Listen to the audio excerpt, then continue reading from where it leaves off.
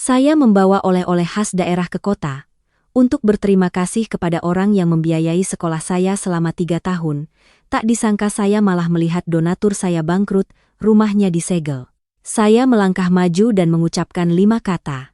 Para hadirin sekalian, apa yang akan Anda lakukan ketika donatur terbesar dalam hidup Anda tiba-tiba kehilangan seluruh hartanya dan harus hidup di jalanan di tengah ibu kota yang gemerlap? Apakah Anda berani membawa mereka pulang ke daerah pegunungan yang miskin untuk berlindung? Hari ini saya ingin menyampaikan kepada Anda sebuah kisah yang sangat mengharukan tentang rasa terima kasih dan kesadaran diri saya sendiri. Itulah perjalanan saya dalam mendidik Gilang, putra satu-satunya Ibu Wulan yang saat itu duduk di kelas 11 SMA. Dari seorang anak manja yang terbiasa foya-foya menjadi seorang mahasiswa berprestasi berkat pengalaman seorang siswi dari dataran tinggi.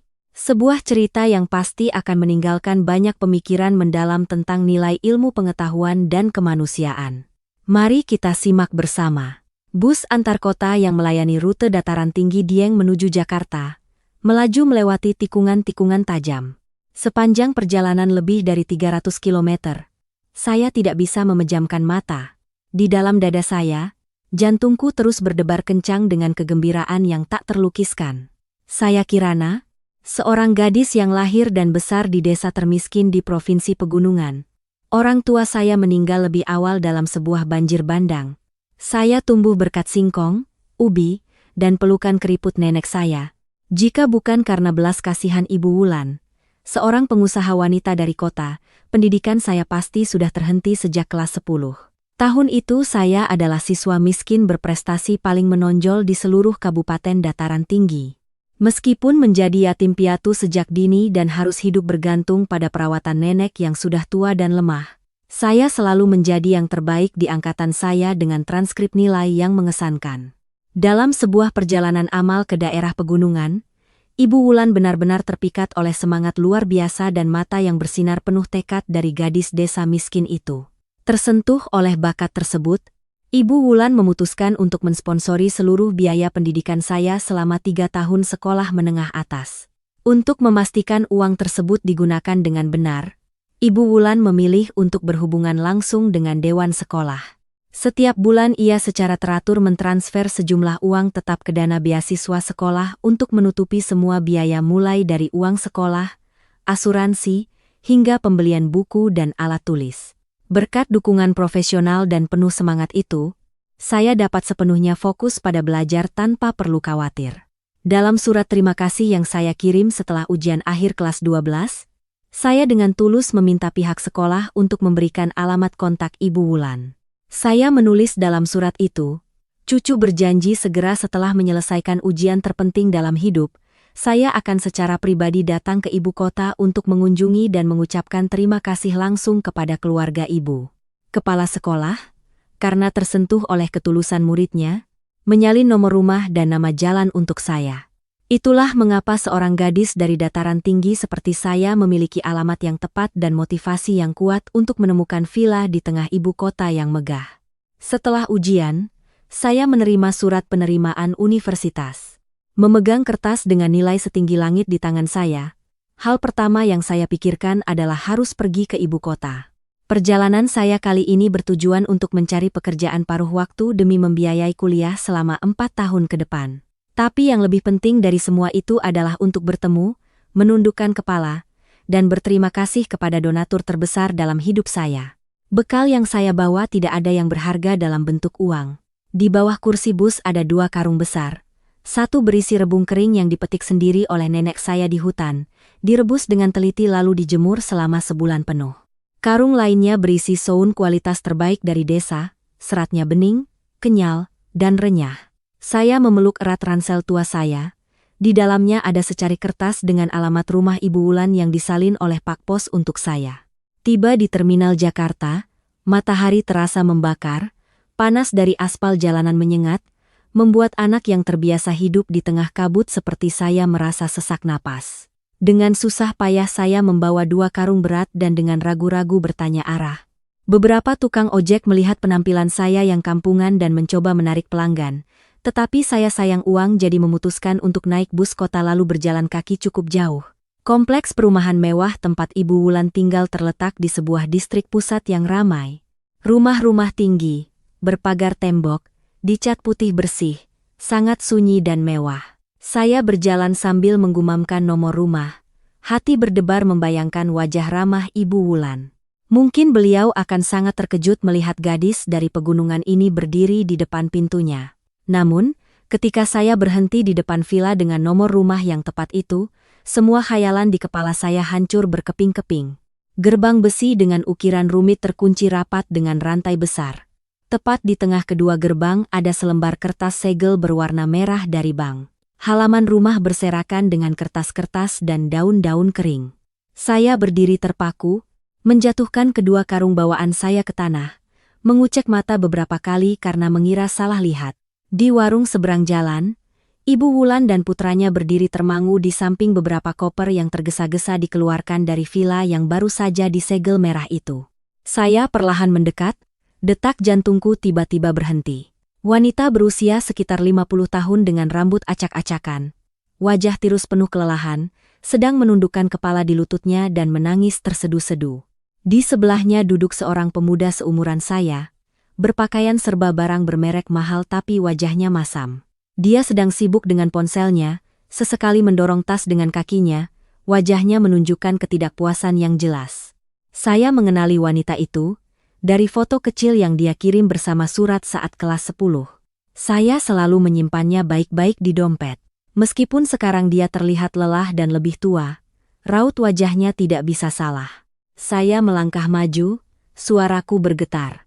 "Permisi, maaf, apakah ibu ini Ibu Wulan?" Wanita itu terkejut dan mengangkat kepala. Matanya yang merah dan bengkak menatapku dengan asing. Pemuda di sebelahnya juga berhenti bermain ponsel, menatapku dari atas ke bawah dengan pandangan meremehkan. "Saya Wulan, kamu siapa?" Suaranya sedih. Saya buru-buru berlutut di sampingnya, memegang tangannya yang dingin dan gemetar. "Ibu Wulan, saya Kirana, Bu.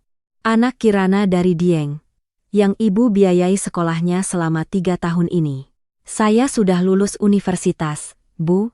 Saya bawa rebung dan saun untuk ibu." "Bu, ada apa dengan rumah ini?" Mendengar nama saya, mata Ibu Wulan terbelalak kaget.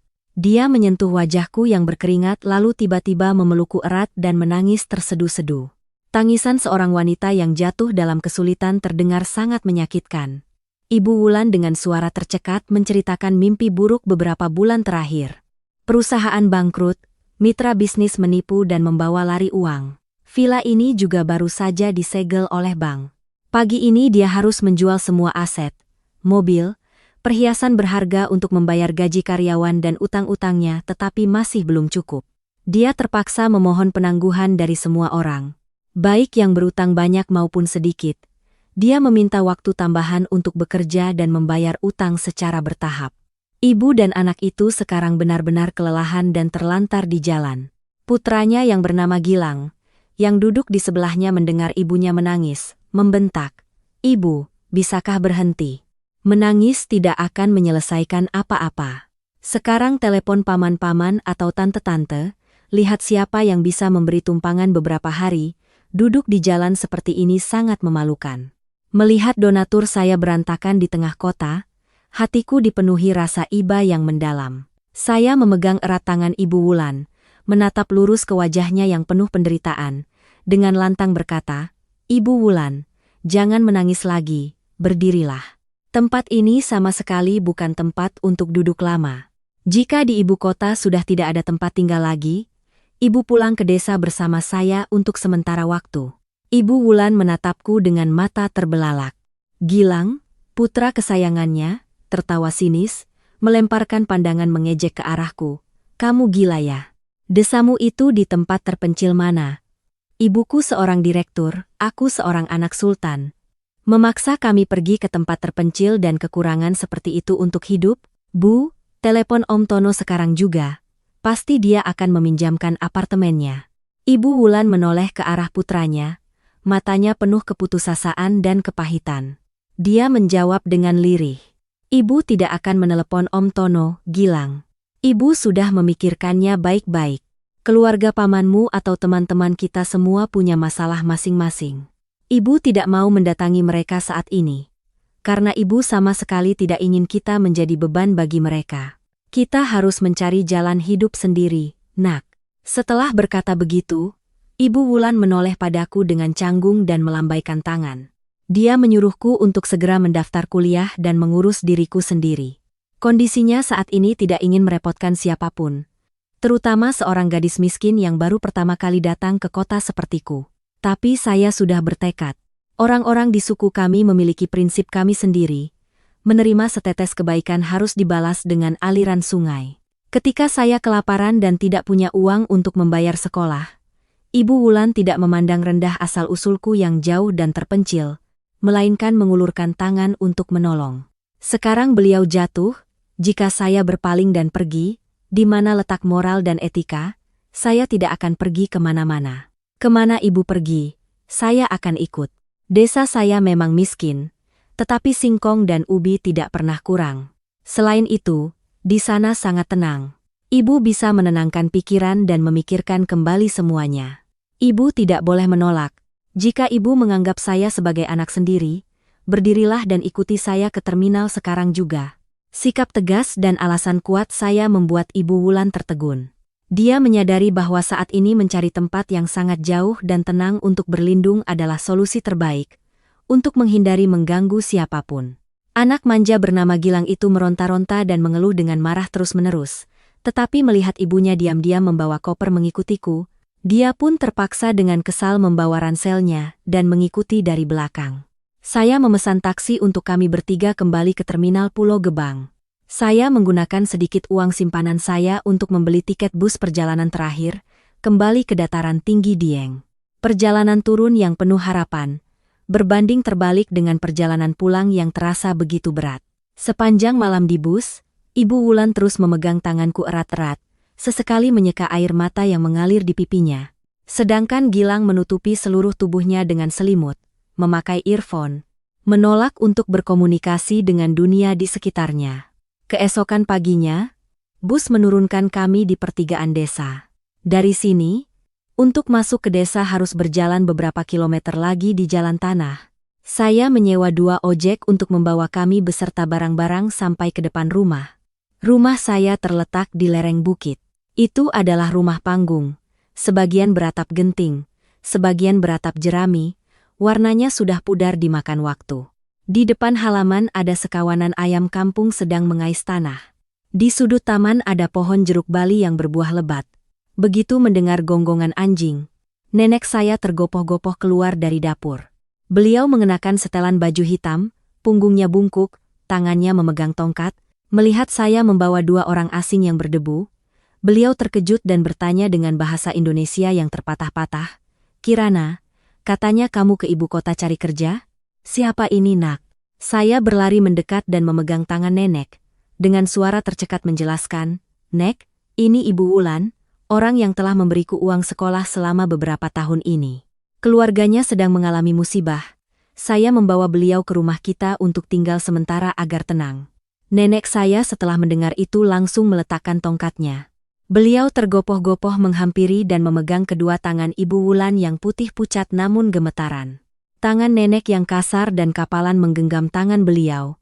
Suara nenek hangat dan baik hati seperti tanah di dataran tinggi ini. "Oh begitu, Donatur Kirana, sungguh suatu kehormatan. Jangan sungkan ya Bu. Rumah kami memang sederhana, dinding bambu atap jerami, tapi kasih sayang kami tidak kurang. Di sini gunung tinggi hutan lebat, suasananya sangat damai. Ibu dan anak silakan tinggal di sini, kita akan berbagi apa yang ada. Masuklah, Bu, masuk cuci muka dulu biar segar." Kesederhanaan, kejujuran, dan keramahan tanpa syarat dari nenekku bagaikan setetes air sejuk yang menyirami tanah kering di hati Ibu Wulan. Pengusaha wanita yang baru saja mengalami syok berat, yang telah menolak semua bantuan dari teman-temannya untuk menjaga sedikit harga diri yang tersisa. Kini, berdiri di depan teras rumah tanah milik seorang nenek miskin, tiba-tiba ia menangis. Ibu Wulan berlutut, memeluk kaki nenekku dan menangis terseduh-seduh. Gilang berdiri dengan tangan bersedekap di gerbang, menyaksikan pemandangan itu dengan sebelah mata. Dia bergumam mengeluhkan bau kotoran kerbau, mengeluhkan halaman tanah yang becek.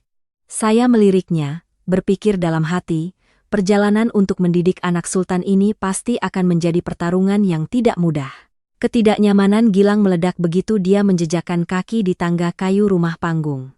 Dia menutup hidungnya mengeluhkan bau asap dapur yang menyengat di setiap tiang rumah. Ketika nenek menunjukkan kamar terkecil namun terbersih yang kami berdua sediakan untuk ibu dan anak itu, Gilang dengan marah melemparkan ransel bermereknya ke atas kasur kapuk tua. Aku tidak mau tinggal di pojok ini. Gelap dan bau begini bagaimana bisa hidup? Ibu lihat, toiletnya di luar sana di kebun, dan banyak nyamuk. Apa ibu mau menyiksaku? Ibu Wulan panik menarik tangan putranya, terus-menerus meminta maaf. Dia memohon agar Gilang bertahan sebentar sementara dia memikirkan kembali semuanya. Tetapi anak manja yang terbiasa hidup dalam kemewahan, terbiasa membuka mata sudah ada pelayan, tidak mudah menerima kenyataan pahit ini. Dia menghentakkan kakinya, berteriak meminta ibunya menelepon teman-temannya di Jakarta untuk menjemputnya dengan mobil. Saya sedang membawa ember air dari sumur. Mendengar pertengkaran itu saya langsung membanting ember ke lantai, airnya muncrat kemana-mana. Saya melangkah ke depan Gilang, menatap matanya dengan sikap paling serius. Gilang, tolong buka matamu lebar-lebar dan lihat, di sini tidak ada pelayan untukmu. Ibumu sudah menjual semua hartanya untuk menyelesaikan urusan. Sekarang beliau butuh istirahat. Jika kamu tidak mau tinggal di sini, gerbang di luar sana silakan kamu keluar dan hadapi badai sendirian. Tapi jika sudah masuk ke rumahku, makan nasi rumahku, maka kamu harus belajar menghormati aturan di sini. Jangan membuat ibumu menangis lagi. Kata-kata tegas saya membuat Gilang terdiam. Mungkin sejak kecil belum pernah ada yang berani membentaknya seperti itu. Gilang melotot ke arahku, hendak melawan tetapi ketika melihat tatapan tajamku dan napas berat ibunya, dia pun dengan kesal memalingkan wajah ke dinding bambu tanpa mau bicara lagi. Siang itu, nenekku menyajikan makanan di atas nampan kayu di tengah rumah. Jamuan untuk donatur kami disiapkan dengan semua yang terbaik yang ada di rumah. 1 bakul nasi dari sawah tada hujan yang dimasak dengan panci besi, matang sempurna, butiran nasi putih pulen beraroma harum. Sepiring daging sapi asap diiris tipis, warnanya merah tua, beraroma asap dan rempah khas. Ditambah semangkuk sayur bening dari pucuk daun hutan dan sepiring tumis rebung bawang putih. Gilang duduk meringkuk di sudut rumah, bersikeras tidak mau makan. Dia bilang tidak sudi makan makanan yang kurang bersih dari orang desa. Ibu Wulan membujuknya sampai kehabisan kata-kata pun tidak berhasil.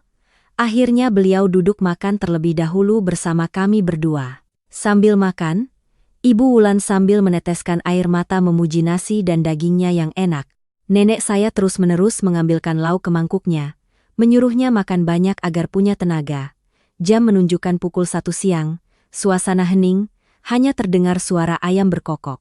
Perut Gilang mulai keroncongan. Pagi-pagi berangkat terburu-buru, dia belum sempat sarapan, di bus malah muntah-muntah. Aroma nasi ketan, tumis rebung bawang putih yang berpadu dengan bau daging asap terus menyelinap ke hidungnya, membangkitkan naluri bertahan hidup paling dasar manusia, lapar. Saya sedang duduk memetik sayur di beranda ketika melirik Gilang diam-diam mendekati meja makan yang ditutup tudung saji. Dia menoleh ke kanan dan ke kiri memastikan tidak ada yang memperhatikan lalu buru-buru membuka tudung saji. Masih ada sisa semangkuk nasi penuh dan beberapa potong daging asap, piring tumis rebung masih setengah. Gilang mengambil sepotong daging, memasukkannya ke mulut dan mengunyahnya dengan lahap. Rasa manis yang kaya dari daging sapi lokal, rasa pedas dari rempah langsung menghantam indera perasa anak kungta itu. Tanpa perlu sendok garpu, dia begitu saja mengambil daging bersama tumis rebung lalu menyuap nasi dingin. Dalam waktu kurang dari 5 menit, sisa makanan di meja sudah ludes tak bersisa sebutir pun. Nenekku berdiri di dapur melihat keluar sambil tersenyum ompong. Saya masuk, mengangkat tudung saji yang kosong, dengan lembut berkata, "Makanan kurang bersih dari orang desa rasanya tidak buruk juga kan, Gilang?" Wajah Gilang memerah padam. Dia buru-buru menyeka butiran nasi yang menempel di bibirnya, berdeham lalu berjalan cepat ke halaman untuk menyembunyikan rasa malunya. Makanan sederhana di daerah pegunungan telah mulai menggoyahkan lapisan kesombongan anak laki-laki yang terbiasa hidup dalam kemewahan. membuatnya untuk pertama kali merasakan betapa beratnya penderitaan ibunya. Malam tiba, desa miskin menjadi gelap sekejap mata. Tidak ada lampu listrik yang terang benderang seperti di kota. Di sekitar rumah panggung hanya ada kegelapan pekat dan suara kodok yang ramai di sawah. Udara pegunungan di malam hari terasa dingin. Saya menyeduh teko teh jahe hangat dan membawanya ke beranda. Ibu Wulan sedang duduk memeluk lutut di sana. Matanya menatap ke arah gunung yang gelap di kejauhan. Bayangannya yang tercetak di lantai kayu tampak begitu kesepian dan menyedihkan. Saya menuangkan secangkir teh, memberikannya dengan kedua tangan. Ibu Wulan, minumlah sedikit agar perutnya hangat. Gilang sudah tidur, Bu? Ibu Wulan mengambil cangkir itu, mengangguk pelan. Tak apa. Dia minum seteguk lalu meletakkan cangkirnya. Tangannya yang kurus mengusap pelan tepi cangkir. Dia menghela napas, sebuah helaan napas berat yang membawa begitu banyak kepedihan dan keputusasaan seumur hidup. Dia terlalu lelah jadi langsung tertidur. Nak, sejak kecil, dia belum pernah mengalami penderitaan seperti ini. Ini salah Ibu, Kirana. Dia mulai mencurahkan isi hatinya padaku. Dia bercerita lebih lanjut tentang badai krisis ekonomi yang melanda, mitra bisnis yang curang, barang yang menumpuk.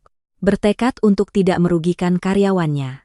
Dia telah menjual semua mobilnya, menguras rekeningnya, bahkan melepas perhiasan paling berharga di tubuhnya untuk membayar gaji dan bonus. Meski begitu, utang kepada mitra bisnis masih terlalu besar. Dia terpaksa merendahkan diri menemui setiap orang. Memohon penundaan utang agar punya waktu untuk bekerja dan membayarnya secara bertahap. Dia menerima kenyataan menjadi miskin dan hidup di jalan. Dengan tegas menolak mencari bantuan dari sanak saudara karena dia lebih baik menanggungnya sendiri daripada menjadi beban bagi siapapun saat ini. Air mata mengalir dari sudut matanya yang berkerut, menuruni pipinya. Kehilangan uang bisa dia tahan. Dia hanya merasa kasihan pada Gilang. Dia sudah mengurus prosedur agar setelah lulus sekolah, Gilang bisa kuliah di Australia.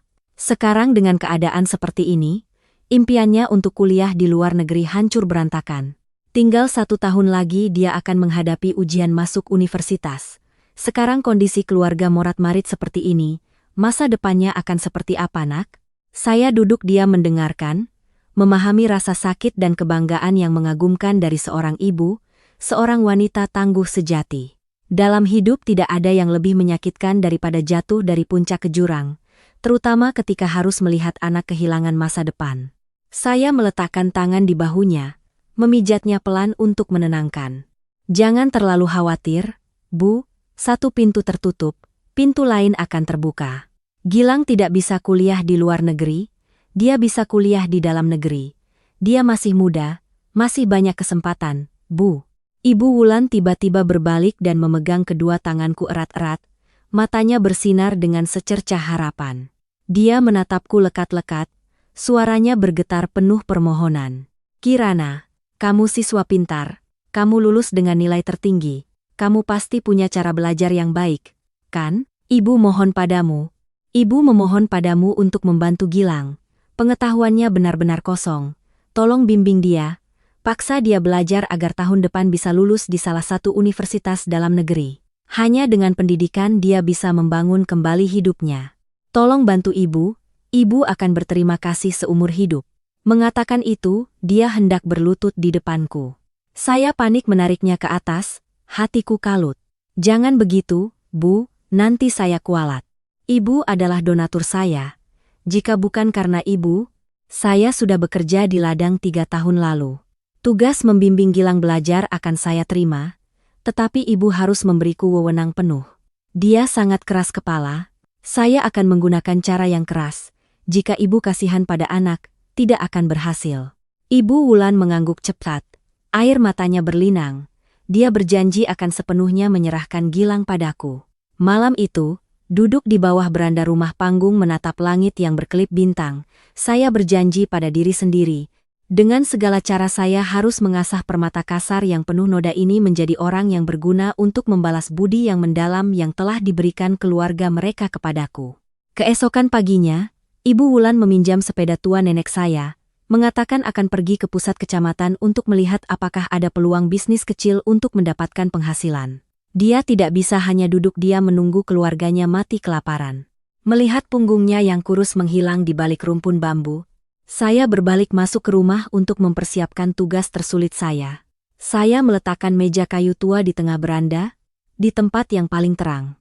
Saya menyiapkan beberapa lembar kertas buram, sebuah pulpen, dan satu set soal ujian coba matematika untuk ujian masuk perguruan tinggi yang saya simpan dengan baik.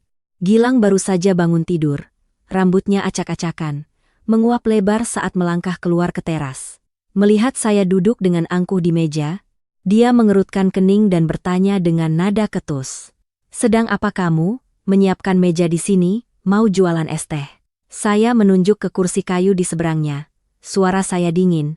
"Duduk di sini. Ibumu sudah menyerahkan urusan belajarmu padaku. Mulai hari ini kamu akan belajar matematika denganku. Pertama-tama, kerjakan soal ujian coba ini dalam waktu 90 menit, agar saya tahu sejauh mana kemampuanmu."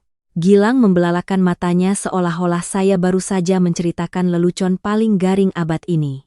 Dia tertawa terbahak-bahak, tawanya sinis dan penuh penghinaan. "Kamu sedang berhalusinasi ya? Kenapa aku harus belajar?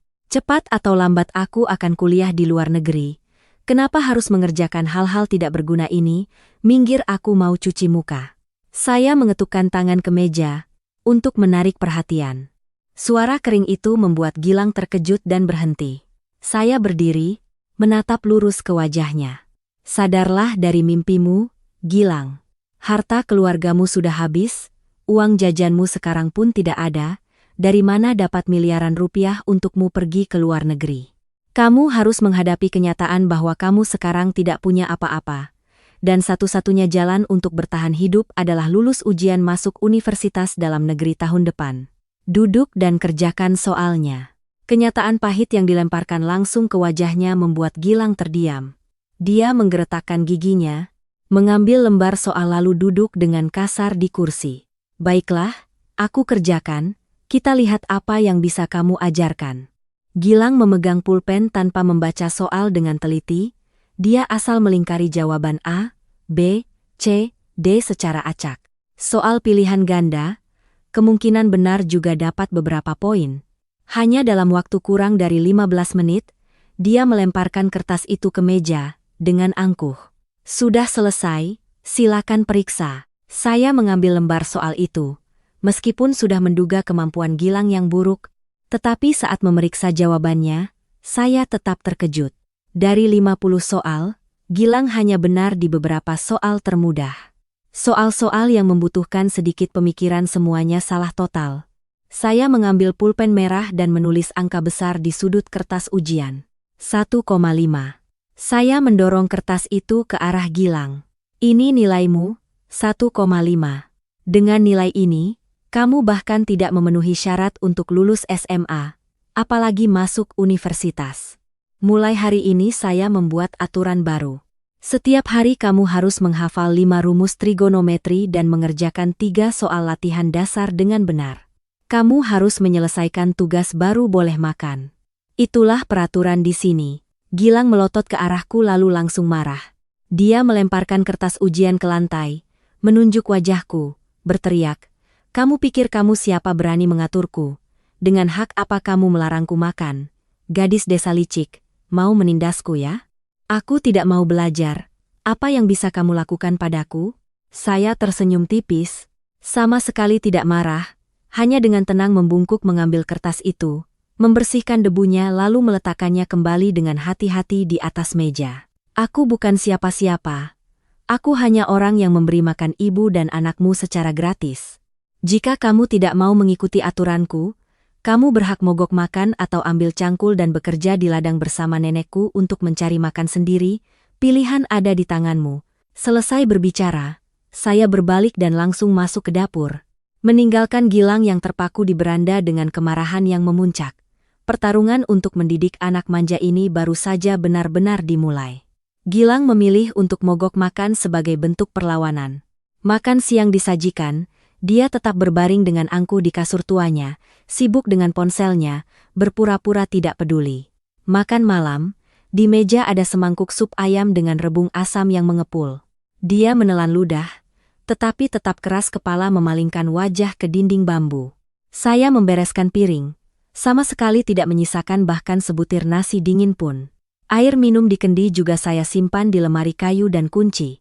Menjelang subuh keesokan harinya, rasa lapar mulai menyiksa Gilang dengan kejam. Perutnya melilit dan kram, terasa sangat sakit. Dia terhuyung-huyung bangun, mengobrak-abrik sudut dapur mencari makanan tetapi sia-sia. Seluruh dapur kosong, hanya tersisa abu dingin dan bau asap yang samar. Matahari terbit dari balik bukit, menyinari desa dengan terik. Nenekku sudah bangun sejak pagi, membawa cangkul ke ladang di tepi sungai untuk memanen ubi jalar. Gilang terhuyung-huyung keluar ke halaman. Rasa lapar yang membutakan matanya membuatnya tidak peduli lagi dengan harga diri. Dia memutuskan untuk mengikuti arah nenekku pergi. Di kepalanya hanya ada satu pikiran, yaitu mencari ubi untuk dimakan. Ladang di tepi sungai berlumpur. Nenekku membungkuk mencangkul, dengan terampil mengangkat ubi-ubi jalar besar ke permukaan tanah. Gilang berlari menghampiri tanpa permisi, langsung menyambar sebuah ubi yang masih penuh lumpur, hendak menggigitnya. Saya yang berdiri di balik rumpun bambu, keluar tepat waktu untuk mencegahnya. Saya merebut ubi itu dari tangan Gilang dan melemparkannya ke keranjang. Apa yang kamu lakukan? Ubi mentah berlumpur pun mau kamu makan? Kalau mau makan harus bekerja. Ambil cangkul ini, cangkul semua petak tanah itu, nanti akan aku rebuskan ubi untukmu. Saya menyodorkan gagang cangkul kayu yang keras ke tangan Gilang.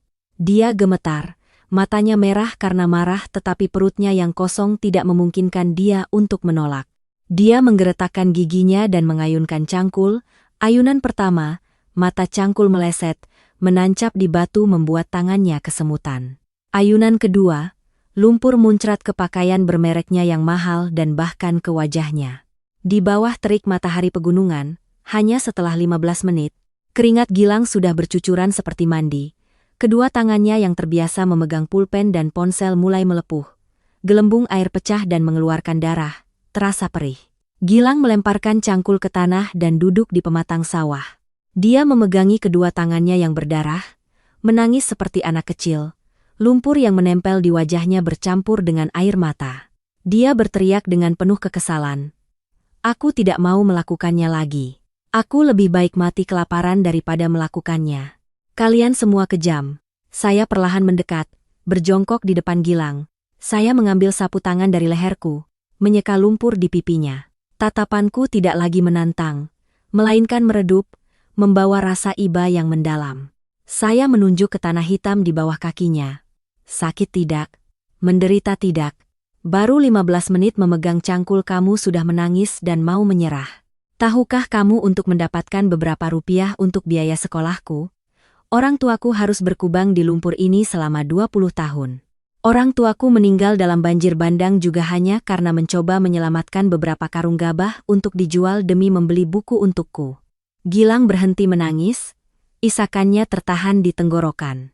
Dia membuka matanya lebar-lebar menatapku, keheranan terpancar di wajahnya yang kotor. Saya melanjutkan kata demi kata dengan jelas, menusuk langsung ke benaknya. Uang tidak datang dengan sendirinya. Nasi yang kamu makan, baju yang kamu pakai dulu semuanya adalah keringat dan air mata ibumu. Sekarang ibumu jatuh, kamu laki-laki. Jika kamu tidak mengulurkan tangan untuk membantunya, kamu mau bergantung pada siapa? Menangis di sini apa akan membuat keluargamu lebih baik? Tatapanku menjadi sangat serius dan tegas, mematahkan selubung keangkuhan Gilang. Dia menundukkan wajahnya menatap kedua tangannya yang melepuh. Untuk pertama kalinya dalam hidupnya, anak kota itu merasakan rasa asin yang sesungguhnya dari keringat dan air mata yang menyatu. Hatinya yang sombong telah dibangunkan oleh harga diri di tengah ladang berlumpur ini.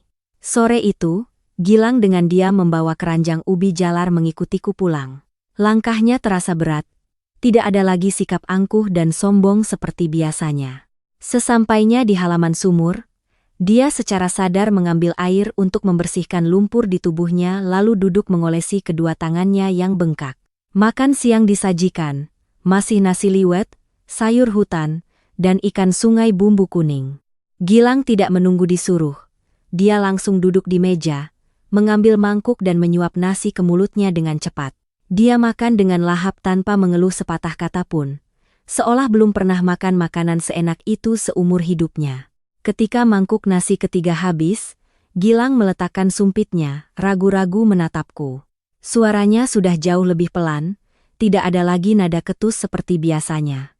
Kirana, tadi pagi kamu benar, aku tidak bisa bertani, tangan dan kakiku tidak diciptakan untuk mencangkul, aku lahir sudah di garis finish, sudah terbiasa dilayani. Sekarang disuruh menderita dan berlatih, aku benar-benar tidak bisa. Saya menatap lurus ke mata Gilang, tersenyum ringan. Dia masih berpegang pada masa lalu emasnya untuk membenarkan kemalasannya saat ini. Saya berdiri dan masuk ke kamar, mengambil sebuah buku kecil yang terbungkus plastik dengan hati-hati dari dasar ransel, lalu keluar ke beranda dan melemparkan buku itu ke atas meja kayu di depan Gilang. Buka dan lihatlah. Gilang penasaran mengambil buku itu. Itu adalah buku tabungan bank atas nama saya. Dia membuka halaman pertama, matanya tiba-tiba terbelalak, alisnya berkerut. Dia menghitung berulang kali angka 0 yang tercetak di atas kertas. 18 juta rupiah. Dari mana kamu dapat uang sebanyak ini? Rumahmu kan miskin sekali. Gilang mengangkat kepala menatapku, suaranya penuh keraguan. Saya menarik kursi dan duduk di seberangnya. Dengan sikap tenang dan jelas menjelaskan. Itu adalah uang beasiswa siswa berprestasi tingkat provinsi selama 3 tahun yang saya kumpulkan sedikit demi sedikit, uang hadiah sebagai lulusan terbaik ujian kelulusan kemarin, dan juga honorarium tulisan saya yang saya kirim ke majalah remaja selama ini. Ibuku membiayai uang sekolah dan buku. Sedangkan uang saku dan tabungan ini dihasilkan oleh otakku sendiri. Gilang tertegun, buku di tangannya bergetar. Seorang gadis dari daerah terpencil yang tinggal di rumah panggung berdinding bambu, kadang makan kadang tidak, ternyata memiliki sejumlah uang yang baginya sekarang adalah harta karun yang sangat besar. Kamu bilang kamu lahir dengan sendok emas, tetapi sendok itu milik ibumu, bukan milikmu. Ketika keluargamu hancur, kamu kehilangan segalanya. Sedangkan aku lahir di atas tumpukan lumpur. Tetapi aku menggunakan pengetahuan untuk membuat mangkuk nasi abadi untuk diriku sendiri. Kecerdasan adalah aset yang tidak bisa dirampas oleh siapapun. Tidak ada musibah yang bisa mengambilnya. Pengetahuan adalah hal yang menghasilkan uang paling berkelanjutan. Kata-kataku bergema jelas di tengah kesunyian siang hari. Gilang duduk tak bergerak, matanya menatap lekat pada buku tabungan. Rasa rendah diri membuncah di hati anak sultan itu. Dia selalu bangga dengan sepatu bermerek, jam tangan mahal, tetapi semuanya adalah uang dari ibunya. Dia belum pernah menghasilkan 1 rupiah pun dengan tangannya sendiri. Pandangan meremehkan dan sinisnya terhadapku telah benar-benar lenyap, digantikan oleh rasa hormat bercampur malu. Gilang menggigit bibirnya, mendorong buku itu kembali ke arahku. Dia menarik napas dalam-dalam, suaranya pelan tapi sangat tegas. Ajari aku belajar. Mulai dari mana saja boleh. Aku tidak mau menjadi orang tidak berguna yang hidup bergantung lagi. Saya mengambil kembali buku itu, mengangguk puas. Pintu harapan telah mulai terbuka untuk siswa bandel ini. Kesabaran saya akhirnya membuahkan hasil pertama. Perjalanan membangun kembali fondasi pengetahuan untuk seorang siswa kelas 12 yang benar-benar tertinggal adalah sebuah perjalanan yang penuh suka duka. Saya membongkar tumpukan buku dan mengeluarkan setumpuk buku pelajaran matematika dari kelas 6 dan 7, menumpuknya di atas meja. Pelajaran pertama dimulai dengan operasi pecahan paling dasar. Gilang duduk menatap kertas buram yang penuh dengan angka-angka sambil menggaruk-garuk kepala. Dia tidak mengerti mengapa harus menyamakan penyebut, tidak tahu cara menyederhanakan ekspresi. Seorang pemuda tinggi besar menggigit ujung pulpennya. Keningnya berkerut menghadapi soal matematika untuk anak berusia 12 tahun. Saya tidak mengerti mengapa 1/2 ditambah 1/3 bukan 2/5. Penjelasanmu berbelit-belit. Gilang dengan kesal melemparkan pulpennya ke meja. Saya dengan sabar mengambil pulpen itu. Saya pergi ke dapur dan mengambil 2 buah jambu biji yang matang. Saya menggunakan pisau untuk membelah 1 buah menjadi 2 bagian, dan buah lainnya menjadi 3 bagian. Lihat ini, jambu ini dibagi 2, kamu ambil setengahnya. Jambu yang 1 lagi dibagi 3, kamu ambil 1 bagian. 2 potong ini ukurannya sama sekali berbeda. Bagaimana kamu bisa menggabungkannya dan menyebutnya 2/5? Kamu harus memotongnya menjadi potongan-potongan kecil yang sama besar, membagi kedua buah menjadi 6 bagian. Baru setelah itu kamu bisa menjumlahkannya. Sambil berbicara saya sambil mempraktikkan memotong irisan-irisan kecil jambu dan menatanya di piring. Gilang menatap lekat setiap gerakanku. Matanya berkedip-kedip, konsentrasi tinggi terlihat jelas di wajahnya. Tiba-tiba dia menepuk pahanya, berseru dengan gembira. Ah, aku mengerti sekarang. Jadi penyebut yang sama itu untuk membuat ukurannya sama rata. Ya ampun, kenapa dulu guruku tidak mengambil jambu dan memotongnya seperti ini agar lebih mudah dimengerti? Saya tersenyum dan mendorong kertas buram ke arahnya. Kalau sudah mengerti, kerjakan lagi soalnya.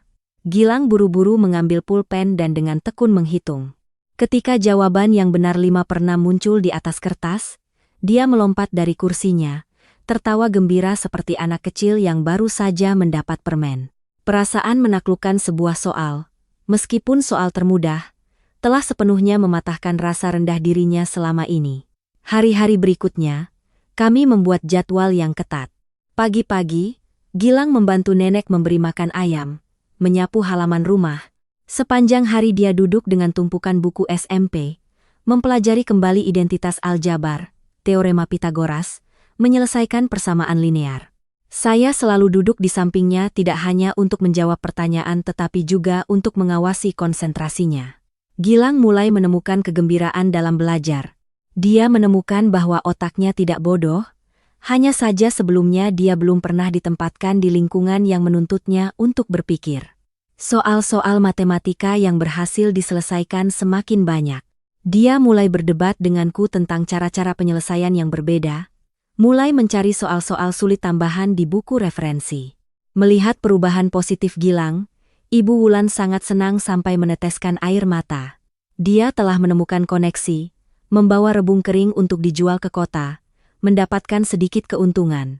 Makanan keluarga kami sekarang ada tambahan sepotong daging sapi, sebutir telur ayam, segalanya tampak berjalan di jalur yang benar. Sebuah awal baru yang penuh harapan di tengah daerah pegunungan yang miskin.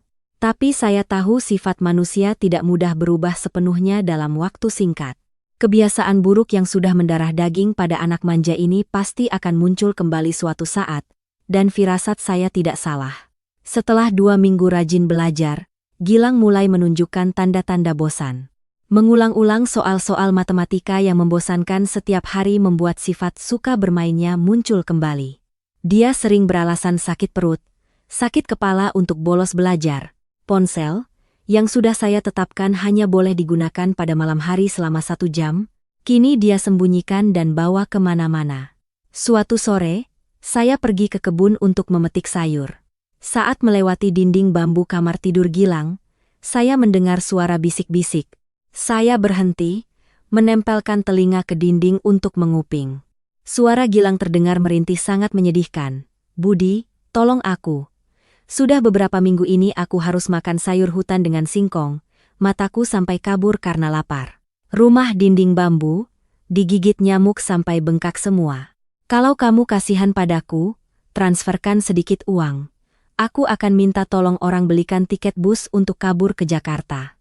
Aku hidup di sini sangat menderita. Saya mengintip melalui celah bambu. Gilang sedang memegang ponselnya yang baru diisi penuh baterainya, membuka fitur siaran langsung di media sosial. Di layar, komentar-komentar terus bermunculan. Gilang sengaja mengacak-acak rambutnya, mengoleskan sedikit arang ke dahinya agar terlihat paling menderita. Beberapa menit kemudian, ponselnya mengeluarkan suara notifikasi uang masuk terus-menerus. Gilang menutup mulutnya dan tertawa geli, suaranya merayu. Terima kasih teman-teman, terima kasih Budi, terima kasih Rian. Kalian memang teman baikku. Tunggu aku punya uang dan kembali ke kota, aku akan traktir kalian besar-besaran, darahku mendidih. Saya sangat marah sampai kedua tanganku gemetar. Ternyata semua usahaku mendidiknya tentang moral dan nilai kerja keras selama ini sia-sia.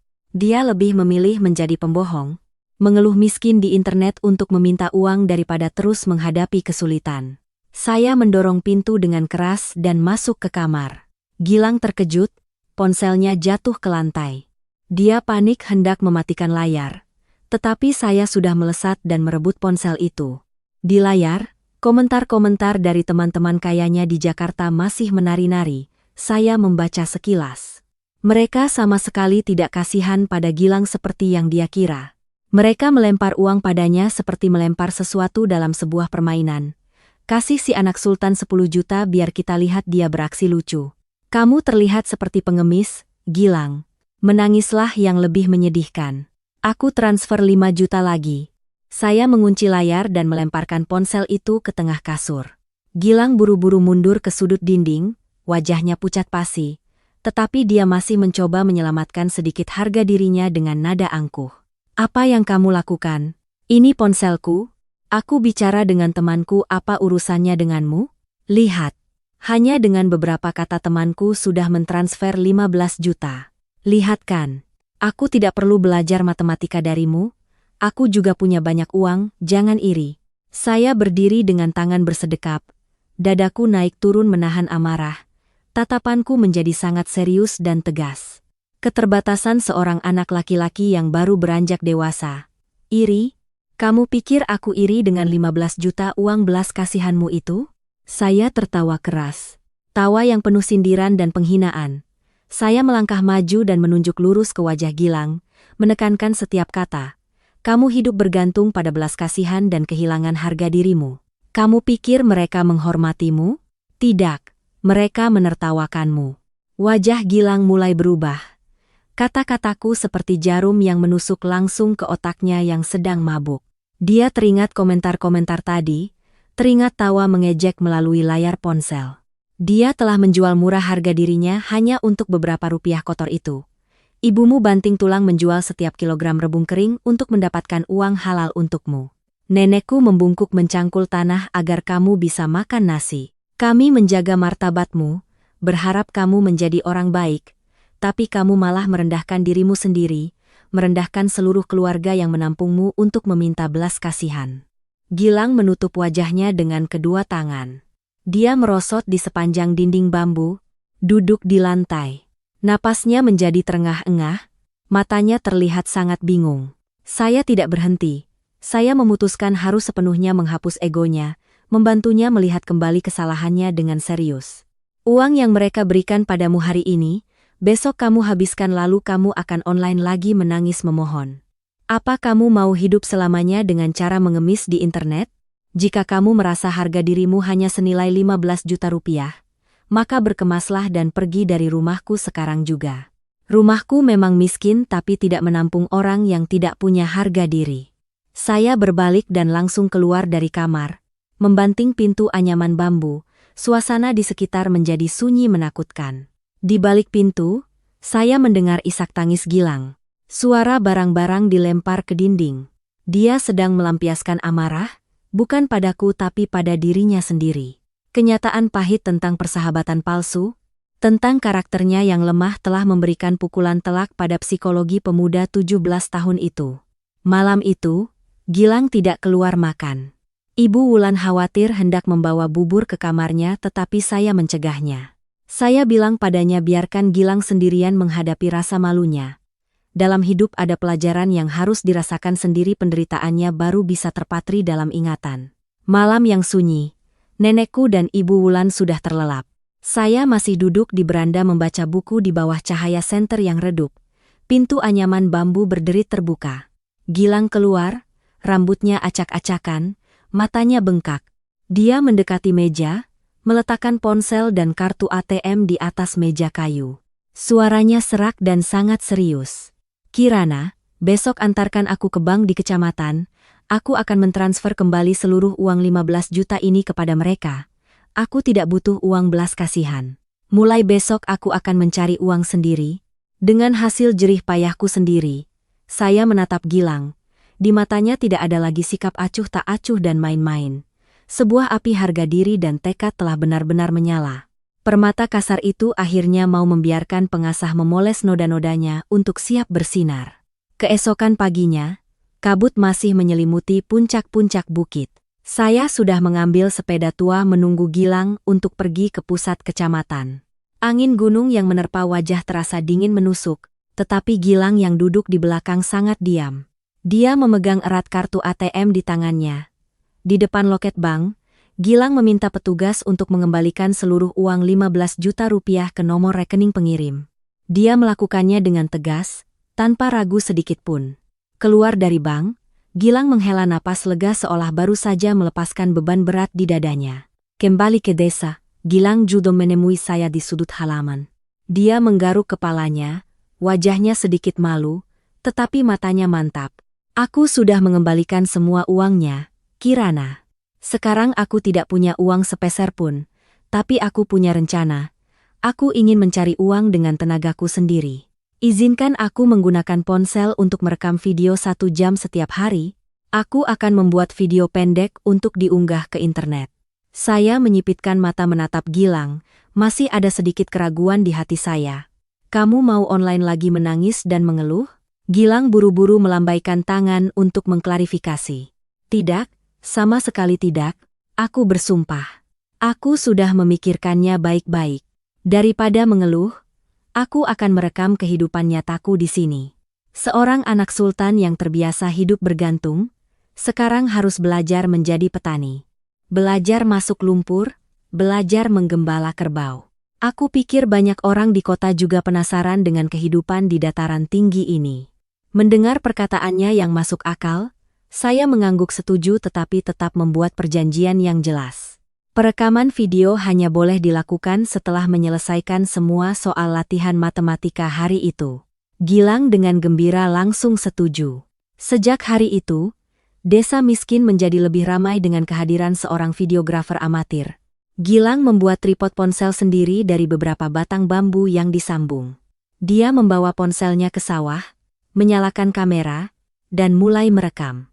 Adegan pertama adalah Gilang yang mengenakan kaos mahal dengan canggung masuk ke lumpur sawah untuk menangkap kepiting. Hanya beberapa langkah, dia tergelincir dan jatuh, lumpur muncrat ke seluruh wajahnya. Bukannya cemberut seperti sebelumnya, Gilang malah duduk di tengah lumpur, tertawa terbahak-bahak ke arah kamera, menertawakan kecerobohannya sendiri. Hari lain, Gilang merekam adegan menggembala kerbau. Dia memegang cambuk bambu, dan dengan hati-hati berjalan di belakang kerbau jantan besar milik tetangga. Kerbau itu tiba-tiba berbalik dan mendengus. Gilang panik, melempar cambuknya dan lari tunggang langgang melewati beberapa pematang sawah, terengah-engah meminta tolong. Dia sama sekali tidak menggunakan filter untuk mempercantik wajahnya, juga tidak memotong adegan-adegan memalukan. Gilang membiarkan rekaman itu apa adanya, paling otentik. Dia merekam adegan makan nasi campur singkong, merekam rumah panggung beratap jerami yang reyot, dan merekam adegan malam hari saat dia berjuang menyelesaikan soal-soal matematika kelas 6 dan 7. Suara jangkrik, suara kodok, gonggongan anjing berpadu dengan narasi jenaka Gilang menciptakan suasana yang aneh, lucu sekaligus mengharukan. Setiap malam setelah belajar, Gilang sibuk mengedit video lalu mengunggahnya ke platform media sosial. Dia menamai kanalnya Anak Sultan Tanam Ubi. Beberapa hari pertama, jumlah penonton hanya puluhan orang. Gilang sedikit sedih tetapi tidak menyerah. Dia bilang padaku bahwa melakukan apapun butuh waktu untuk menanam benih. Tidak bisa memaksa pohon tumbuh besar dalam semalam. Kesabaran baru Gilang ini benar-benar membuatku takjub. Anak manja itu benar-benar sudah mulai dewasa. Fajar di dataran tinggi selalu datang bersamaan dengan kokok ayam yang ramai. Pagi itu saya baru selesai menyapu halaman ketika mendengar teriakan dari kamar Gilang. Papan kayu berderit berulang kali. Gilang menendang pintu dan berlari keluar ke beranda, rambutnya acak-acakan, tangannya memegang erat ponsel yang ditempelkan ke wajahku. Kirana, lihat ini, apa mataku tidak salah lihat? Coba hitung ada berapa angka 0 di sini? Gilang terengah-engah. Suaranya tercekat karena terlalu gembira. Saya berhenti menyapu, melirik ke layar. Itu adalah platform media sosial berbagi video. Video yang diunggah Gilang tadi malam, yang merekam adegan dia penuh lumpur, tangannya memegang kertas ujian coba matematika dengan nilai 1,5 yang ditulis dengan tinta merah. Angkanya terus bertambah. Jumlah penonton bukan lagi puluhan atau ratusan, melainkan sudah mencapai 3 juta. Jumlah pengikut kanal melonjak dari 10 orang menjadi lebih dari 100.000 orang hanya dalam semalam. Dalam video yang viral itu, Gilang menertawakan dirinya sendiri dengan sangat lucu. Dia memegang kertas ujian dan melambai-lambaikannya di depan kamera, dengan wajah memelas berkata, "Teman-teman lihat, anak sultan dari Jakarta ikut ujian matematika asal tebak dapat nilai 1,5. Sekarang dihukum ke gunung untuk mencangkul. Lihat tangan saya yang melepuh ini. Kalau tidak belajar ya cuma bisa makan tanah teman-teman." Kejujuran tanpa rekayasa ditambah penampilan menarik seorang anak sultan yang sedang sial telah menarik perhatian komunitas maya.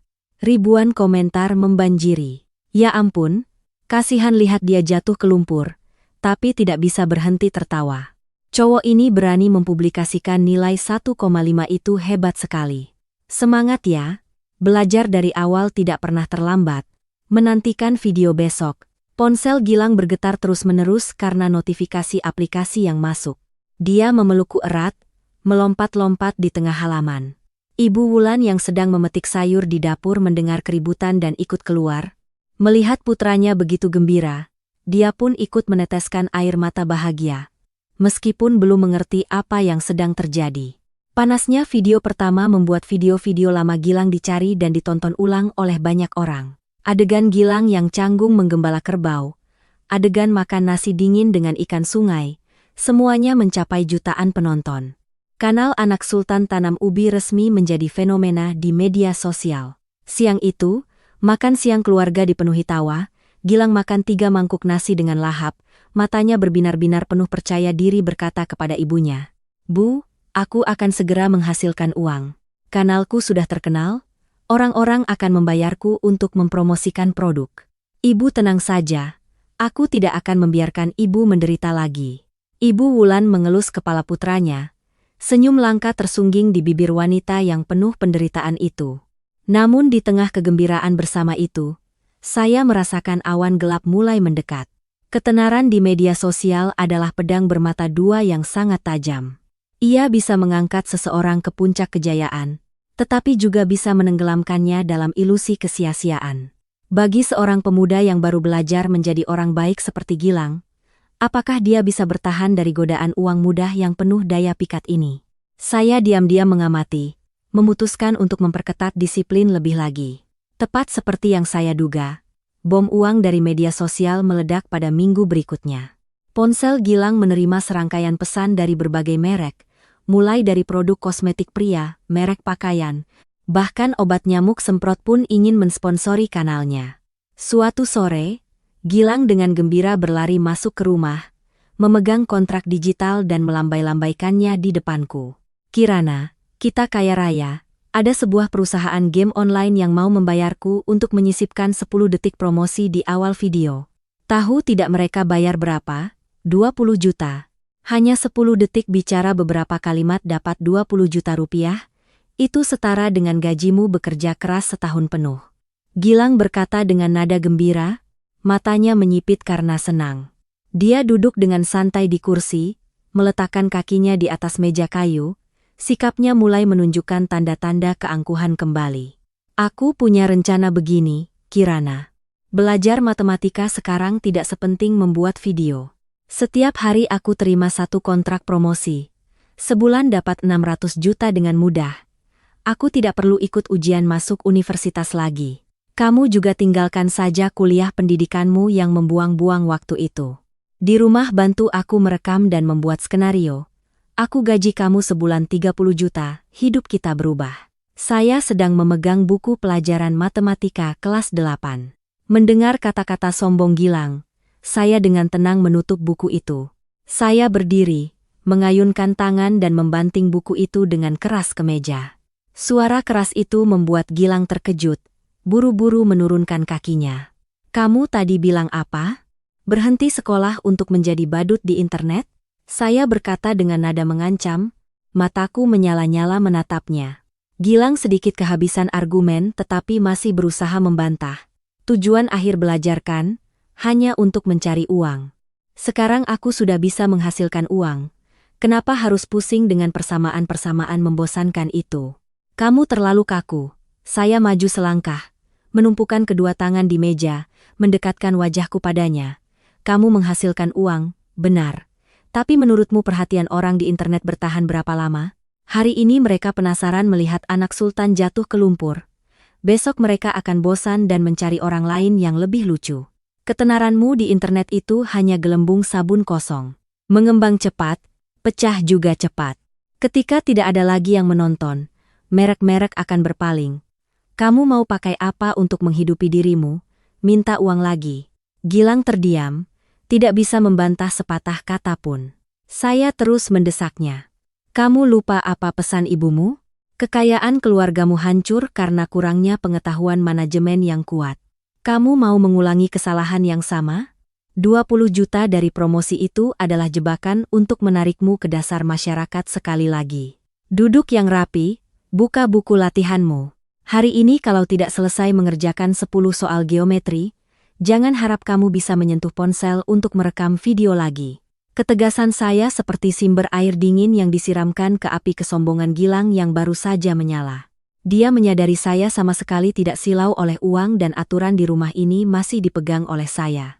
Dia dengan kesal memasukkan ponselnya ke saku celana, mengeluarkan buku dan pulpen, dengan patuh mulai menggambar segitiga. Badai godaan pertama berhasil dihalau, menjaga pemuda itu agar tidak tergelincir lebih jauh. Malam itu, Gilang membawa uang muka 10 juta rupiah dari transferan merek, menyerahkan seluruhnya kepada ibunya. Ibu Wulan memegang tumpukan uang di tangannya, air matanya berlinang. Dia memeluk erat putranya, mulutnya menggumamkan doa syukur. Saya yang duduk di meja makan, memberikan usul, Ibu Wulan, uang ini ibu simpan sebagai modal. Saya lihat belakangan ini kanal Gilang sedang banyak diminati. Bagaimana kalau ibu menggunakan kanal ini untuk memperkenalkan dan menjual oleh-oleh khas desa kita? Rebung kering, soun, daging sapi asap. Kualitas di sini sangat baik tapi warga tidak tahu cara menjualnya ke tempat jauh. Ibu punya pengalaman bisnis. Ibu bisa mengumpulkan barang lalu menjualnya secara online. Pasti akan untung. Mata Ibu Wulan berbinar seolah menemukan jalan keluar. Naluri seorang pengusaha wanita langsung bangkit. Dia menepuk pahanya dengan keras, mengangguk berkali-kali. Benar sekali Kirana, kamu sangat benar. Kita punya basis pelanggan yang besar, kenapa tidak dimanfaatkan, Gilang. Besok ibu akan ikut tampil di video. Ibu akan memperkenalkan produk dengan jujur, menjamin kualitas mutlak. Keesokan harinya, sebuah sesi siaran langsung penjualan diadakan tepat di depan halaman rumah panggung. Nenekku mengenakan kerudung, duduk dengan anggun mengiris rebung. Saya membantu merebus sepanci besar air untuk merebus soun. Ibu Wulan berdiri di depan kamera, dengan percaya diri memperkenalkan setiap ikat rebung hutan, setiap bungkus soun. Berbeda dengan penampilannya yang berantakan saat pertama kali datang, Ibu Wulan sekarang mengenakan setelan sederhana berwarna coklat tetapi sikapnya berwibawa, tutur katanya lancar dan sangat meyakinkan. Gilang berdiri di sampingnya sesekali melontarkan lelucon yang membuat penonton tertawa terpingkal-pingkal. Kombinasi antara reputasi bisnis Ibu Wulan dan popularitas Gilang menciptakan sebuah rekor. Hanya dalam 2 jam siaran langsung, lebih dari beberapa ratus pesanan berhasil dicatat. Sistem notifikasi yang terus berbunyi membuat ponsel tua Gilang menjadi panas.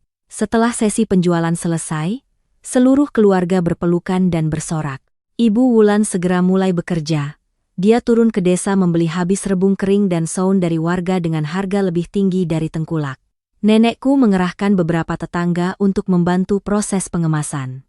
Halaman rumah panggung berubah menjadi bengkel produksi kecil, ramai dengan tawa dan obrolan dari pagi hingga larut malam. Truk-truk kecil mulai keluar masuk desa, membawa kardus-kardus yang dikemas rapi menuju kota. Uang hasil jerih payah yang halal mulai berkembang. Ibu Wulan mencatat pembukuan dengan teliti. Setiap keuntungan dibagi menjadi beberapa bagian.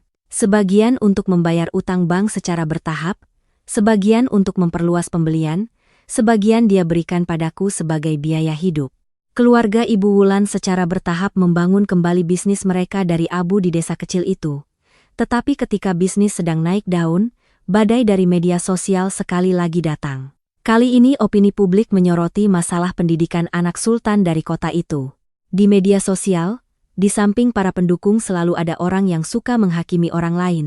Ketika kanal Anak Sultan Tanam Ubi mulai menghasilkan uang dari penjualan oleh-oleh, sekelompok orang membuat grup-grup kritik. Mereka memotong-motong video, menunjukkan hal-hal yang tidak masuk akal dan menyebarkan desas-desus tak berdasar. Dia hanya akting untuk menarik penonton. Mana ada orang pakai baju jutaan untuk masuk lumpur. Dengar-dengar dia pura-pura bodoh matematika untuk membangun citra perjuangan, padahal setiap hari dia hanya main-main tidak pernah belajar. Menipu untuk mendapatkan simpati agar bisa jualan. Komentar-komentar negatif semakin banyak bermunculan. Jumlah pengikut kanal mulai menurun. Gilang membaca tulisan-tulisan menyakitkan itu, wajahnya pucat. Dia yang pada dasarnya sensitif, dituduh oleh publik menjadi sangat kesal. Dia hendak merekam video untuk membalas dengan keras, tetapi saya dengan tegas mencegahnya. Kamu tidak bisa memadamkan keraguan dengan kemarahan. Mereka bilang kamu tidak belajar, jadi kita buktikan pada mereka bahwa kamu benar-benar belajar. Mulai malam ini, sesi belajar matematika kita akan disiarkan langsung di internet. Tepat pukul 8 malam, saya menyiapkan meja kayu di tengah rumah. Ponsel diletakkan di tripod, sudut kamera memperlihatkan dengan jelas kertas buram, buku pelajaran, dan wajah Gilang yang sangat fokus. Saya menarik kursi dan duduk di sebelahnya. Memulai pelajaran, saya tidak peduli berapa banyak orang yang menonton. Saya menganggap kamera itu tidak ada, benar-benar fokus pada mengajar. Malam itu, kami mengulang materi tentang fungsi linear. Gilang, lihat grafik ini, garis ini memotong sumbu Y di titik mana, apa koordinatnya? Salah menentukan ini, soalnya akan salah semua. Saya menggunakan pulpen merah untuk melingkari sebuah titik di atas kertas. Nada bicaraku tegas seperti seorang guru di depan kelas. Gilang mengerutkan kening berpikir, menggigit gagang pulpen lalu dengan hati-hati menjawab satu persatu. Ketika dia salah, saya langsung mencoret dan mengingatkannya karena ceroboh. Saya memberikan contoh nyata tentang penjualan rebung ibunya untuk menjelaskan perubahan fungsi. Cara mengajar yang sederhana dengan bahasa sehari-hari dan langsung ke pokok permasalahan membuat konsep matematika yang kering menjadi hidup dan sangat mudah dipahami. Sesi siaran langsung berlangsung selama 2 jam. Ketika pelajaran selesai, Gilang menyapa penonton lalu mematikan kamera. Dia menoleh padaku, wajahnya masih heran. Kirana, lihat statistiknya, ada 15.000 orang menonton secara bersamaan dan tahu tidak apa komentar mereka? Tidak ada lagi yang bilang aku akting. Mereka semua memuji caramu mengajar yang sangat bagus. Banyak siswa kelas 12 yang tertinggal meminta kamu untuk mengajar kembali bagian persamaan trigonometri besok. Saya mengambil ponsel dan membaca sekilas. Ribuan komentar ucapan terima kasih. Ada siswa dari daerah terpencil yang mengatakan berkat contoh buah jambu dan singkong dariku, mereka baru mengerti esensi dari matematika. Jantungku tiba-tiba berdebar. Kehangatan menyebar di dadaku. Ternyata ilmu pengetahuan tidak hanya untuk membantu satu orang yang tersesat, tetapi juga bisa disebarkan, membawa harapan bagi ribuan anak-anak yang berjuang di luar sana. Malam yang menentukan itu, saya tanpa sengaja telah menjadi seorang guru online, membuka lembaran baru dalam hidupku dan juga hidup Gilang. Efek siaran langsung malam itu jauh melampaui perkiraan saya. Keesokan paginya, kanal Gilang menerima ribuan pesan dari seluruh penjuru negeri. Sebagian besar adalah curahan hati para siswa yang merasa putus asa karena sangat tertinggal dalam pelajaran matematika. Ada yang menulis bahwa keluarganya miskin dan tidak punya uang untuk les, diejek oleh teman-temannya sampai ingin putus sekolah. Membaca tulisan-tulisan yang penuh keputusasaan itu, hatiku terasa sesak. Saya melihat bayangan masa laluku di setiap kalimat mereka. Saat makan siang, saya dengan berani mengusulkan sebuah ide baru. Ibu Wulan, Gilang, saya ingin membuka kelas matematika online gratis setiap malam di kanal Gilang. Saya ingin mengajar kembali dari pengetahuan paling dasar untuk teman-teman siswa yang tertinggal. Kita akan menamakannya kelas 0 rupiah. Gilang berhenti makan, matanya berbinar langsung setuju. Dia dengan antusias berjanji akan menjadi asisten pengajar dan mengurus semua teknis kamera. Ibu Wulan juga tersenyum mengangguk. Dia berkata, melakukan perbuatan baik dan menanam kebajikan, Tuhan pasti akan membalasnya dengan berkah. Sore itu, Gilang meminjam sepeda tua dan mengayuhnya ke pusat kecamatan. Dia membeli sebuah papan tulis putih besar dan beberapa kotak spidol. Kami memaku papan itu di dinding kayu di beranda. Cahaya dari lampu neon mengubah sudut kecil beranda menjadi sebuah panggung pengajaran yang sesungguhnya. Tepat pukul 8 malam, kelas 0 rupiah resmi mengudara. Hanya dalam 10 menit pertama, jumlah penonton sudah melampaui angka 50.000 orang. Saya berdiri di depan kamera, rambut diikat tinggi rapi, tangan memegang spidol dengan lantang memulai pelajaran. Saya tidak mengajar rumus-rumus rumit yang jauh dari kenyataan. Saya memungut setiap kepingan terkecil dari matematika SMP untuk menambal lubang pengetahuan mereka. Saya menggunakan gambar sawah terasering nenekku untuk menjelaskan luas trapesium. Saya menggunakan lintasan jatuhnya buah jeruk bali di halaman untuk menggambarkan kurva parabola. Semuanya tampak sederhana, dekat dengan kehidupan sehari-hari sehingga siapapun bisa mengangguk mengerti. Gilang duduk di luar jangkauan kamera, berperan sebagai moderator. Dia terus membacakan pertanyaan-pertanyaan dari penonton agar saya bisa menjawabnya secara langsung. Suasana kelas berlangsung sangat meriah. Tidak ada lagi jarak antara pegunungan dan dataran rendah. Tidak ada lagi batas antara si kaya dan si miskin. Yang tersisa hanyalah kehausan akan ilmu pengetahuan yang paling murni. Di akhir pelajaran, saya memberikan pekerjaan rumah di sebuah grup belajar online yang baru saja dibuat Gilang. Menjelang tengah malam, grup itu sudah mengumpulkan puluhan ribu anggota. Mereka saling memanggil teman sekelas, bersama-sama mengerjakan soal, memfoto kertas buram dan mengunggahnya untuk saling mengoreksi kesalahan. Anak-anak menyebarkan berita dari mulut ke mulut tentang seorang guru dari suku pedalaman yang mampu mengubah matematika menjadi cerita kehidupan sehari-hari yang menarik. Kelas 0 rupiah benar-benar meledak, membentuk sebuah komunitas belajar yang kuat, menyalakan cahaya harapan bagi banyak sekali keadaan yang kurang beruntung di luar sana. Angin musim gugur yang sejuk menyelinap melalui celah bambu, menandakan musim gugur telah tiba di dataran tinggi. Musim gugur membawa hawa dingin yang khas, dan juga saatnya genderang sekolah dibunyikan. Surat penerimaan universitas saya sudah tersimpan rapi di dalam ransel. Inilah saatnya saya harus kembali ke ibu kota untuk melanjutkan mimpi hidup saya. Pagi hari saya akan berangkat. Nenek diam-diam menyelipkan beberapa bungkus nasi ketan ke tangan saya. Ibu Wulan memasukkan setumpuk uang kertas bernominal besar ke saku bajuku. Dia memegang erat tanganku, matanya berkaca-kaca penuh rasa terima kasih. Pegang uang ini untuk membayar uang kuliah dan sewa kamar kos. Bisnis ibu sekarang sudah stabil. Ibu sanggup membiayaimu. Di kota nanti jaga kesehatan, jangan karena hemat jadi makan seadanya. Saya dengan patuh menerima kebaikan hatinya. Naik ke bus, saya melihat keluar jendela. Gilang berdiri di halaman mengenakan seragam SMA putih bersih. Dia melambaikan tangan padaku. Bentuk mulutnya bergerak, sebuah kalimat singkat.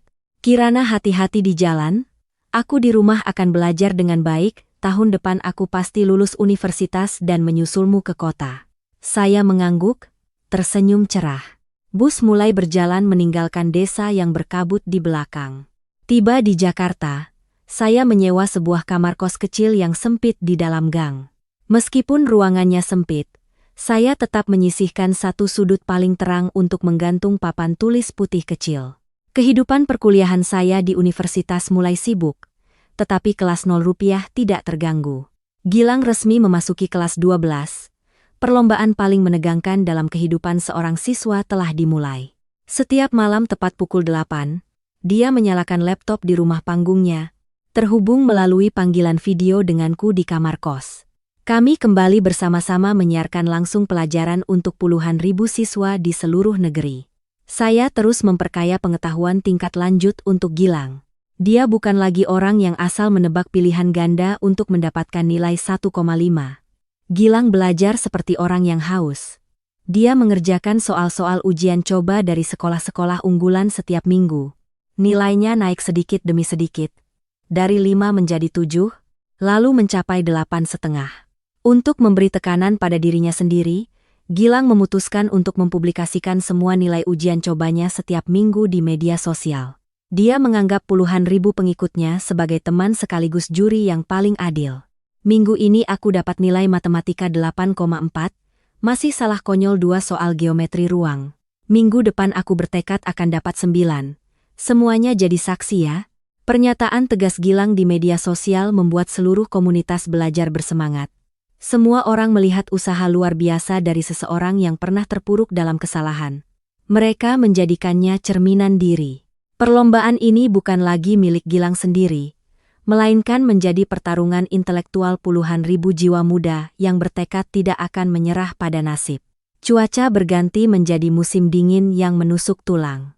Dinginnya Jakarta yang menusuk sampai ke tulang tidak mampu mendinginkan semangat yang membara di kelas online. Kanal Anak Sultan Tanam Ubi kini memiliki wajah yang sama sekali berbeda. Gilang tidak lagi mengunggah video tentang kehidupan sehari-harinya. Konten kanal beralih sepenuhnya ke tema motivasi belajar. Dalam video-video terbarunya, orang-orang melihat gambar seorang siswa laki-laki dengan lingkaran hitam di bawah matanya duduk tertunduk di samping tumpukan buku yang menjulang tinggi. Gilang tidak segan-segan mendekatkan kamera ke wajahnya yang lelah, menunjukkan kepada semua orang buku catatan tebal yang penuh dengan rumus kimia dan fisika.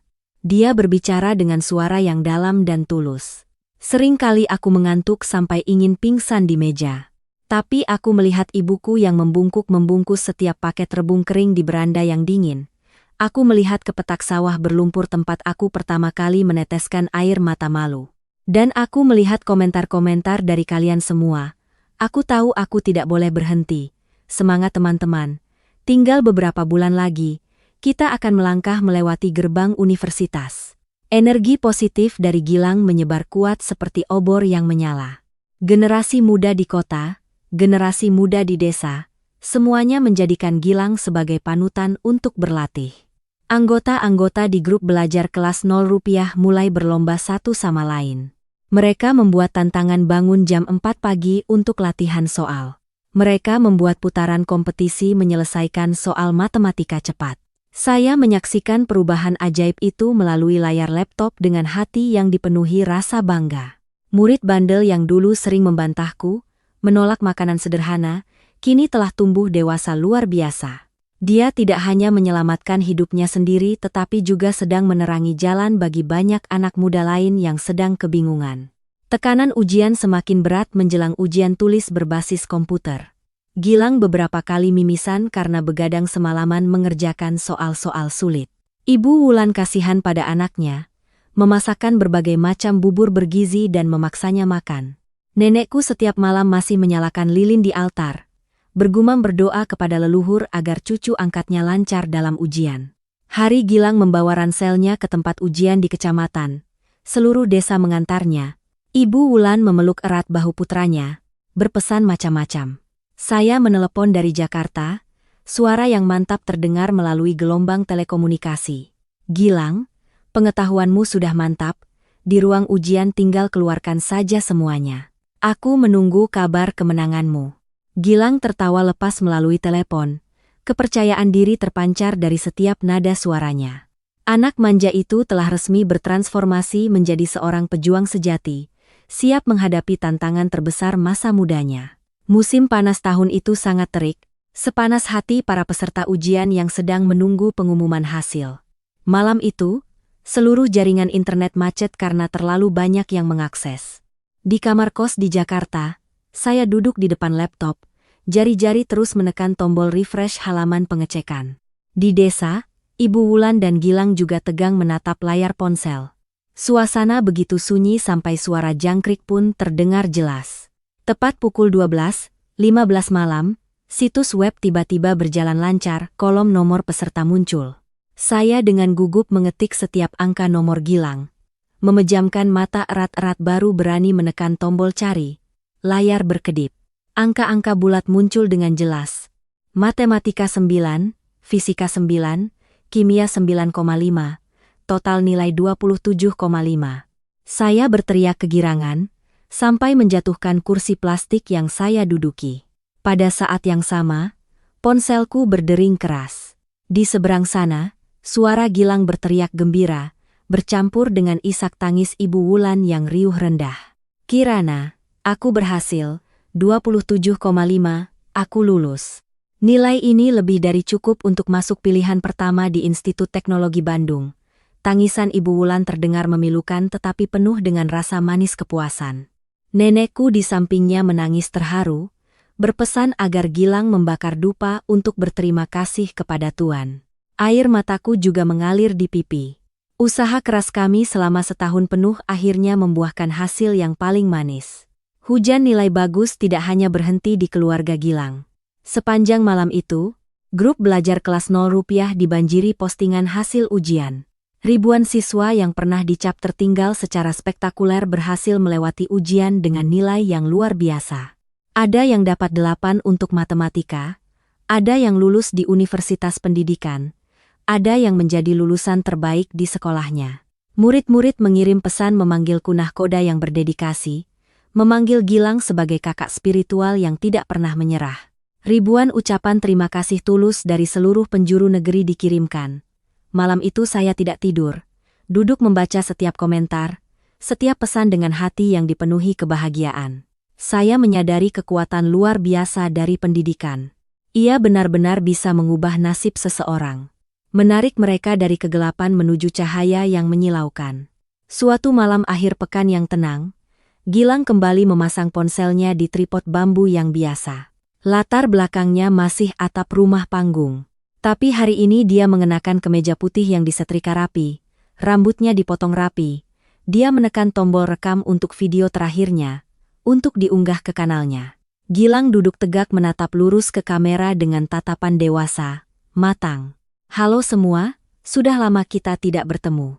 Hari ini aku sudah menerima surat penerimaan dari Institut Teknologi Bandung. Aku membuat video ini untuk mengumumkan sebuah keputusan penting. Mulai besok, aku akan berhenti mengoperasikan kanal Anak Sultan Tanam Ubi. Aku akan menghapus semua aplikasi media sosial untuk kembali menjadi seorang mahasiswa biasa. Di bawahnya langsung muncul ribuan komentar yang memintanya untuk tidak pergi. Banyak yang menyayangkan sebuah kanal yang sedang menghasilkan banyak uang ditutup. Tetapi Gilang dengan tegas tersenyum menjelaskan, kilau di dunia maya sangat menarik, tetapi itu bukan kehidupan nyataku. Aku sudah berjanji pada guruku, Kirana, bahwa aku akan menggunakan ilmu pengetahuan untuk mencari uang secara berkelanjutan. Untuk penjualan rebung kering dan soun, ibuku sudah membuat halaman bisnis profesional. Tugasku di sini sudah selesai. Terima kasih semua sudah menemaniku selama masa-masa tersulit. Selesai berbicara, dia melambaikan tangan untuk terakhir kalinya lalu layar menjadi hitam. Tindakan tegas melepaskan ketenaran semu dari Gilang membuktikan bahwa dia telah sepenuhnya sadar, menyingkirkan semua kesia-siaan untuk melangkah ke cakrawala baru yang lebih kokoh. Usaha produksi oleh-oleh Ibu Wulan kini telah berkembang pesat, memberikan pekerjaan bagi puluhan warga di desa.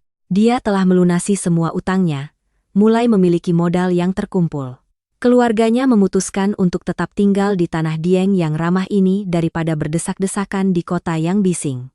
Sementara itu, duduk di kamar kos kecilku, saya memandangi formulir permohonan pindah jurusan di tangan.